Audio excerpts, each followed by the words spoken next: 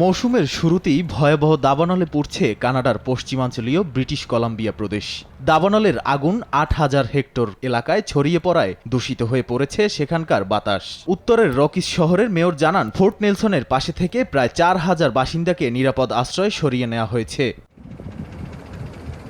এদিকে কানাডার তেল সমৃদ্ধ প্রদেশ আলবার্টায় গত শুক্রবার থেকে ভয়ঙ্কর রকমের দাবানলে ফোর্ট ম্যাকমুরেতে প্রায় ৬,০০০ হেক্টর এলাকা জ্বলছে। দাবানলের কারণে বন্ধ রাখা হয়েছে আলবার্টা থেকে ব্রিটিশ কলাম্বিয়া যাওয়ার মহাসড়ক। দাবানলের কারণে চলতি বছর স্বাভাবিকের চেয়ে তাপমাত্রা বেশি থাকতে পারে বলে আশঙ্কা করছে দেশটির সরকার।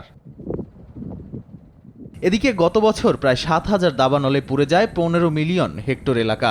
প্রাণ হারান অন্তত ৮ জন দমকল কর্মী। নিরাপদ আশ্রয়ে সরিয়ে নেওয়া হয় প্রায় ২.৫ লাখ বাসিন্দাকে। ২০১৬ সালে ফোর্ট ম্যাকমুরে থেকে সরিয়ে নেওয়া হয় প্রায় ১ লাখ বাসিন্দা। বন্ধ রাখা হয় শহরটির তেল উৎপাদন।